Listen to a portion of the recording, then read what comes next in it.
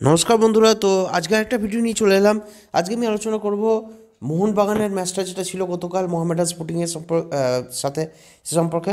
তো ব্যাপারটা হচ্ছে যে ম্যাচটা আমি দেখলাম, আমি সেকেন্ড হাফটা স্পেশালি দেখলাম এবং যে জিনিসটা আমার লাগলো যে মোহনবাগান কিন্তু ফার্স্ট হাফে অনেক গোল করার পরে, 4টে গোল করার পরে কিন্তু অনেকটা ম্যাচের যে মানে আমি বলবো যে যে গতি সেটা অনেকটাই মন্তর করে দিয়েছিল। অনেকটাই ম্যাচের যে নিয়ন্ত্রণটা ছিল মোহনবাগানের হাতে। জানে যে মোহামেডান সেরকম অ্যাটাক করতে পারবে না, আর মোহামেডান অলরেডি একটা লাল কার্ড দেখে নিয়েছিল, তাই জন্য কিন্তু খুব একটা অ্যাটাকেও এরা যেতে চায়নি। আর এদের মনোবল তো আমি আগেই বলেছি এদের খুবই খারাপ, কারণ যে সব থেকে বড় সমস্যাটা এখন মোহামেডানের হচ্ছে যে এদের ইনভেস্টার নেই, সেরকম কোনো বড় ইনভেস্টার মানে ইনভেস্ট করতে চাইলেও মোহামেডানের যে ক্লাব কর্তারা তারা শেয়ার ছাড়তে চাইছে না। এবার শেয়ারের গল্পটা তোমাকে একটু পরে বলছি। বাট আজকে যে জিনিসটা দেখে ভালো লাগলো সেটা হচ্ছে সুভাশিস বোসের পারফরমেন্স। এবার আমি মোহনবাগান কেন ইন্ডিয়ান ফুটবল হিস্ট্রিতে কোনো দিন দেখিনি, আমি যবে থেকে খেলা দেখা শুরু করেছি, যে কোনো ডিফেন্ডার এত ভালো মানে খেলতে পারে স্ট্রাইকিং জোনে। তো তোমরা যদি এই বছর দেখো 2024-25 সালের যে অনগোয়িং আইএসএল চলছে, এই আইএসএলে কিন্তু গোল সংখ্যা যদি দেখো তাহলে কিন্তু ইন্ডিয়ানদের মধ্যে যে সব থেকে বেশি গোল করেছে সেটা হচ্ছে সুনীল ছেত্রী, এবং দ্বিতীয় স্থানেই কিন্তু রয়েছে হচ্ছে আমাদের শুভাশিস বোস। তো একজন ডিফেন্ডারের পক্ষে এত গোল যে যে মানে কী করে করতে পারছে আমি নিজেও জানি না। খুব ভালো ফুটবল খেলছে এবছর আমাদের সুভাশিস বোস। এবার লাস্ট যে প্রস্তুতি ম্যাচটা ছিল সেখানে কিন্তু সুভাশিস বোসকে রাখা হয়নি, কেন আমি সেটা বলতে পারবো না।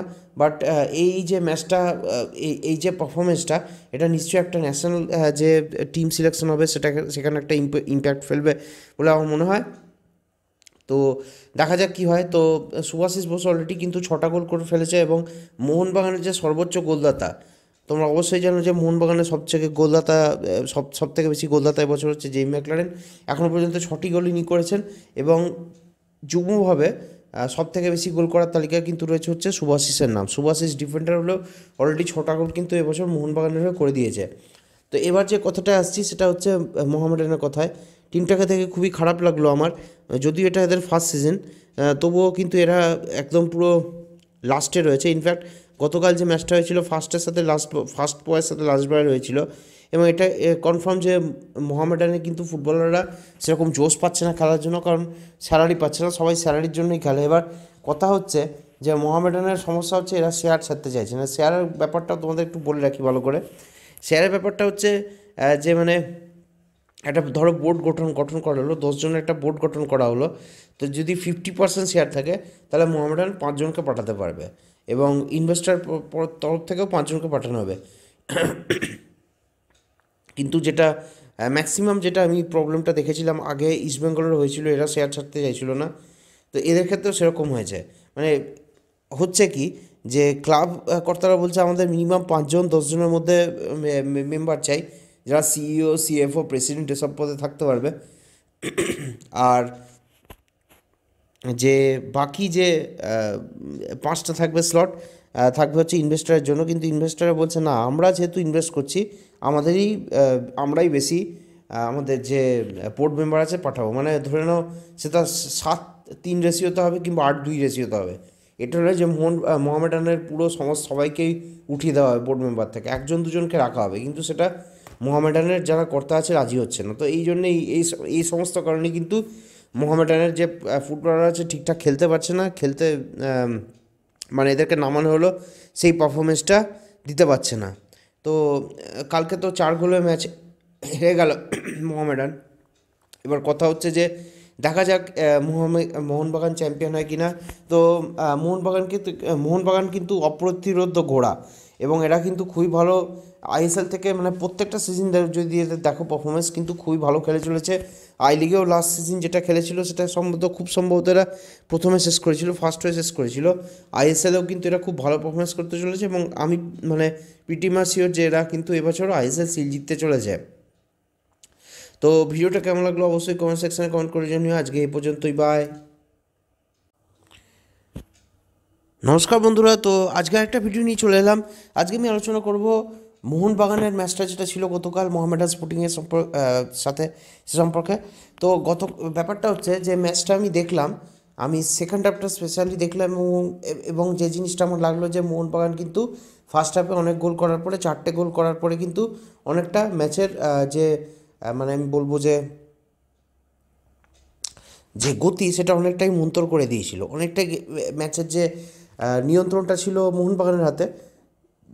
জানে যে মোহামেডান সেরকম অ্যাটাক করতে পারবে না, আর মোহামেডান অলরেডি একটা লাল কার্ড দেখে নিয়েছিল, তাই জন্য কিন্তু খুব একটা অ্যাটাকেও এরা যেতে চায়নি। আর এদের মনোবল তো আমি আগেই বলেছি এদের খুবই খারাপ, কারণ যে সব থেকে বড় সমস্যাটা এখন মোহামেডানের হচ্ছে যে এদের ইনভেস্টার নেই, সেরকম কোনো বড় ইনভেস্টার মানে ইনভেস্ট করতে চাইলেও মোহামেডানের যে ক্লাব কর্তারা তারা শেয়ার ছাড়তে চাইছে না। এবার শেয়ারের গল্পটা তোমাকে একটু পরে বলছি, বাট আজকে যে জিনিসটা দেখে ভালো লাগলো সেটা হচ্ছে সুভাশিস বোসের পারফরমেন্স। এবার আমি মোহনবাগান কেন ইন্ডিয়ান ফুটবল হিস্ট্রিতে কোনো দিন দেখিনি, আমি যবে থেকে খেলা দেখা শুরু করেছি, যে কোনো ডিফেন্ডার এত ভালো মানে খেলতে পারে স্ট্রাইকিং জোনে।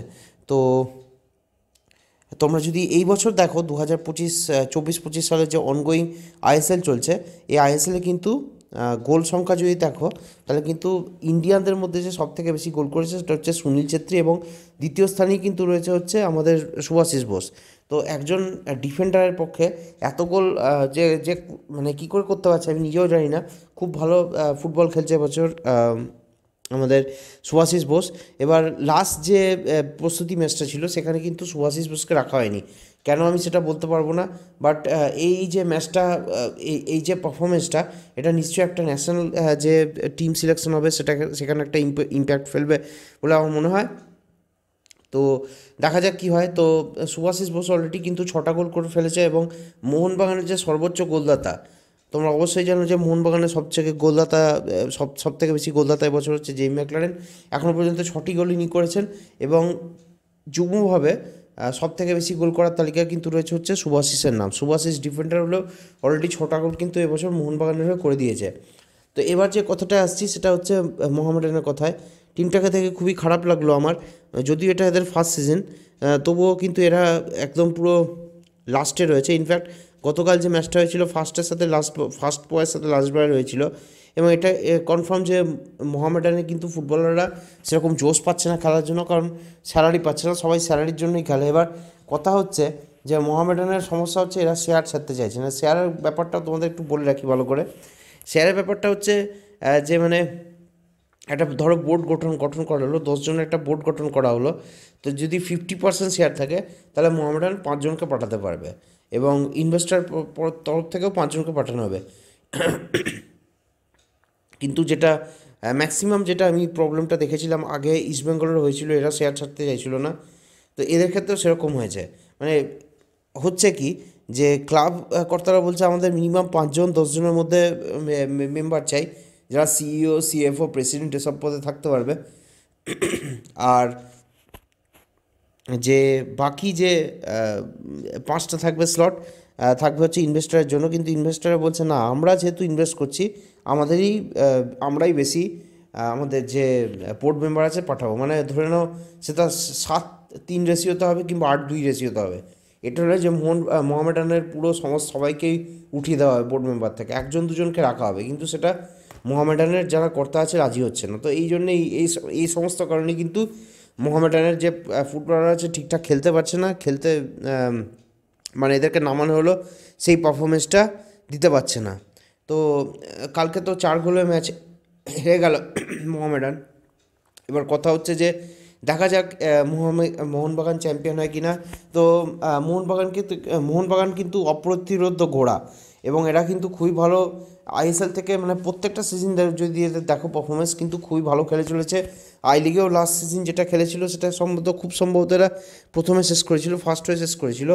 আইএসএলেও কিন্তু এরা খুব ভালো পারফরমেন্স করতে চলেছে, এবং আমি মানে পিটি মাস শিওর যে এরা কিন্তু এবছরও আইএসএল সিল জিততে চলেছে। তো ভিডিওটা কেমন লাগলো অবশ্যই কমেন্ট সেকশনে কমেন্ট করে জানিও। আজকে এই পর্যন্তই, বাই।